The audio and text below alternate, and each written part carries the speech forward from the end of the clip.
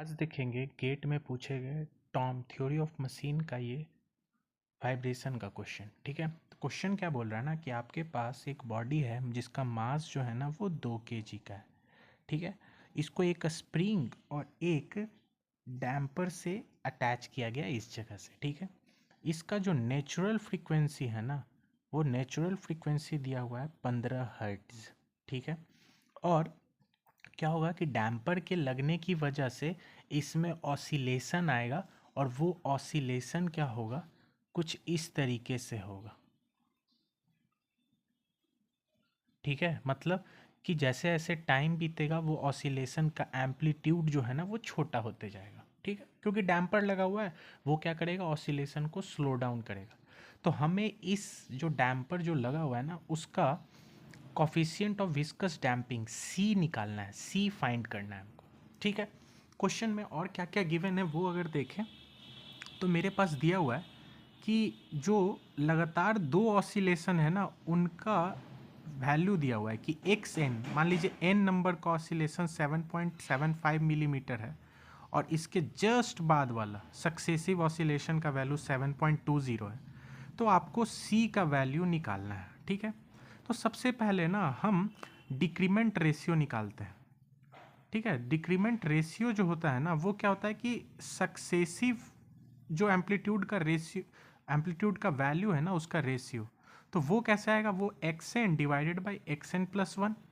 ठीक है, इसका वैल्यू अगर निकालेंगे तो 7.75 बाई 7.20, इसको आप सॉल्व कीजिएगा तो 1.07638 ये इसका वैल्यू आएगा।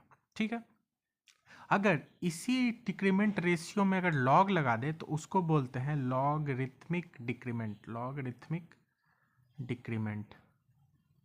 ठीक है, तो वो करना क्या है, बस इसी में आप एल एन लगा दीजिए।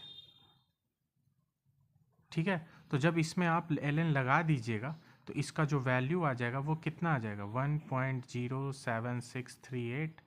ये इसका वैल्यू आ जाएगा 0.0736। ठीक है, तो ये लॉगरिथमिक डिक्रीमेंट आ गया। अब क्या होता है कि एक वैल्यू होता है, ठीक है, जो कि डैम्पिंग रेशियो, जिसको हम लोग ईटा से इस तरीके से डिनोट करते हैं, जिसको बोलते हैं डैम्पिंग रेशियो। तो डैम्पिंग रेशियो के टर्म में ये लॉगरिथमिक डिक्रीमेंट है ना उसको लिखेंगे तो होता क्या है, इसको लॉगरिथमिक डिक्रीमेंट को इस तरीके से लिखते हैं। तो लॉगरिथमिक डिक्रीमेंट जो है वो लिखाता है 2 पाई जीटा रूट अंडर 1 - जीटा का स्क्वायर। ठीक है, तो ये लॉगरिथमिक डिक्रीमेंट है। हमारे पास ये लॉगरिथमिक डिक्रीमेंट का वैल्यू पता है आपको 0.0736।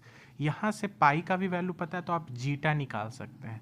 जब आप इसको सॉल्व कीजिएगा ना तो जो जीटा आएगा मेरे पास वो आएगा 0.0117। अब ये क्वेश्चन जो है ना मेरा बन गया कैसे, जीटा जो होता है ना जिसको डैम्पिंग रेशियो बोलते हैं जीटा को, ये होता है C damping coefficient by 2m omega n. ठीक है, जहाँ पे ये आपका जो निकालना है आपका जो क्वेश्चन में पूछा गया है, और 2m हो गए ओमेगा एन, ये जो जीटा होता है डैम्पिंग रेशियो, ये कॉफिशिएंट ऑफ विस्कस डैम्पिंग और critical coefficient of viscous damping, ये दोनों सी का रेशियो होता है। तो क्रिटिकल कॉफिशिएंट को ना 2m ओमेगा एन लिखते हैं। आपको ये पता है, m पता है, ओमेगा एन आपको नहीं पता है अभी फ़िलहाल के लिए। तो देखिए नेचुरल फ्रीक्वेंसी जो है ना वो 15 हर्ट्ज दिया हुआ है, तो ओमेगा नेचुरल को लिखते हैं ऐसे 2 पाई एफ। ये फॉर्मूला आपको पता होगा। तो यहाँ से नेचुरल ओमेगा कितना आ जाएगा, 30 पाई आ जाएगा। क्यों, क्योंकि एफ 15 है। अब इसी को ना आप यहाँ पे पुट कर दीजिए, जीटा का वैल्यू है 0.0117 सी बाई 2। मास आपको पता है 2 kg, ओमेगा एन पता है 30 पाई। यहाँ से जब आप जी सी के लिए निकालिएगा तो आप इसको क्या कीजिएगा, मल्टीप्लाई कीजिएगा, 0.0117 टू 30 पाई। जब इसको आप सॉल्व कीजिएगा ना तो वो आंसर आएगा आपका 4.41 न्यूटन सेकेंड पर मीटर। ये पूछा गया था आपके गेट के एग्ज़ाम में।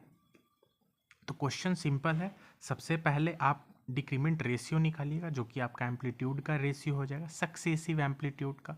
फिर वहाँ से उसमें लॉग लगा के लॉगरिथमिक डिक्रीमेंट, लॉगरिथमिक डिक्रीमेंट निकालने के बाद डैम्पिंग रेशियो जीटा निकाल लीजिएगा और फिर इस वैल्यू, इस फॉर्मूला को पुट करके आप यहाँ से डैम्पिंग कोफिशिएंट निकाल सकते हैं। तो इसका जो आंसर है वो 4.41 है। ये गेट 2024 में पूछा हुआ क्वेश्चन है, ठीक है, 2024 में। Thank you for watching.